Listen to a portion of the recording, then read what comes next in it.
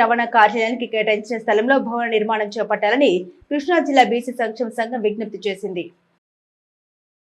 మచిలీపట్నం ప్రాంతీయ రవాణా కార్యాలయానికి కేటాయించిన స్థలంలో భవన నిర్మాణం చేపట్టి సంబంధిత కార్యకలాపాలని అక్కడి నుండి నిర్వహించాలని ఆర్టీఓ శ్రీనివాస్ నాయక్ బీసీ సంక్షేమ సంఘం కృష్ణా జిల్లా అధ్యక్షుడు షేకుబోయిన సుబ్రహ్మణ్యం వినతి పత్రం సమర్పించారు.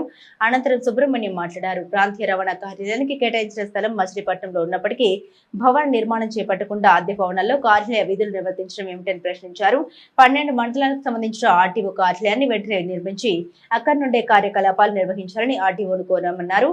అలాగే వాహనాలకు ఫ్యాన్సీ నెంబర్లు, లక్కీ నెంబర్ల కోసం వాహనదారులు రుసుము చెల్లించి బీడ్ వేయడం జరుగుతుందన్నారు. అందుకోసం వారు ఎంత మొత్తం రుసుము చెల్లించారో గతంలో ఆన్లైన్ లో డిస్ప్లే చేయడం జరిగిందన్నారు. కానీ గత కొంతకాలంగా డిస్ప్లే చేయడం లేదని, ఈ సౌకర్యాన్ని మరలా పునరుద్ధరించాలని, దీనివల్ల వాహనదారులకు బీడ్ పై తగిన అవగాహన ఏర్పడుతుందని తెలిపారు. ఈ కార్యక్రమంలో చింతపట్ల నాని, దనికొండ చిన్ని, భోగిరెడ్డి చిన్న సుభాని, బాబు, నేలపాల దుర్గా, చేబోయిన కోటేశ్వరరావు, కాల్హంగి పాండు తదితర బీసీ నాయకులు పాల్గొన్నారు. డిటిఓ గారికి వినతి పత్రం ఇవ్వడం జరిగింది. మన మచిలీపట్నంలో ఇప్పటివరకు పర్మనెంట్గా బ్రేక్ ఇన్స్పెక్టర్ ఆఫీస్ అనేది లేదు.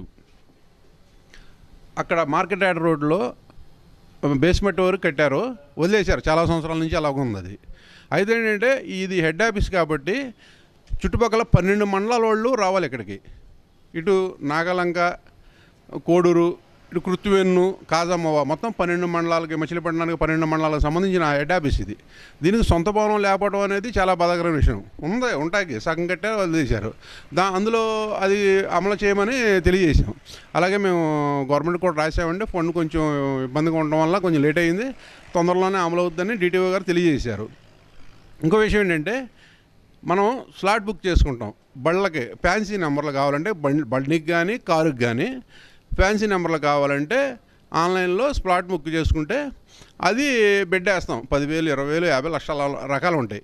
ఇప్పుడు 4, 20,000, 10 అలా వేస్తే అంతకుముందు ఎవరికి వచ్చింది, ఎంత రేటుకు వచ్చింది అనేది కనపడేది ఆన్లైన్లో. ఇప్పుడు నేను 10,000 వేసాను, ఇంకోళ్ళు 20,000 వేసారు, ఇంకోళ్ళు 35,000 వేసారు. 35,000 అతనికి వచ్చింది అనేది కనపడేది. ఈ మధ్యకాలం నుంచి అది కనపడతలేదు. ఇది పెద్ద మాయ జరుగుతుందా, లేకపోతే మరి ఏమన్నా ఇదో కుంభకోణమా ఏంటనే అర్థం అవట్లే. ఆఫీసర్ గారు తెలియజేస్తే వారేమన్నారంటే స్టేట్ మొత్తం ఆన్లైన్ కాబట్టి ఆ విషయం కూడా మేము కమిషనర్ గారు రాసి అది బెడ్ ఎవరికైతే ఆన్లైన్లో డబ్బులు వేసిన వాళ్ళు కనపడేట్టుగా కూడా అది అమలు చేస్తామని తెలియజేశారు. కృష్ణా జిల్లా బీసీ సంక్షేమ సంఘం అధ్యక్షులు సేగుబోయిన సుబ్రహ్మణ్యం గారి ఆధ్వర్యంలో డిటిఓ గారిని సంప్రదించడం జరిగింది. విషయం ఏమిటంటే, ఈ ఆర్టీఓ ఆఫీస్కి పర్మనెంట్ భవనం లేదు.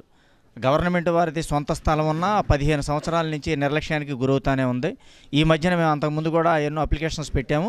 ఈ మధ్యన మళ్ళీ కూటమి ప్రభుత్వం వచ్చిన తర్వాత మళ్ళీ ఆర్టీఓ గారిని సంప్రదించడం జరిగింది. దరిమిల ఆర్టీఓ గారు ఎమ్మెల్యే గారిని కలిసి, సార్ సగంలో ఉంది భవనం, దాన్ని పూర్తి చేయడానికి నిధులు కావాలని అడగటం జరిగిందంట.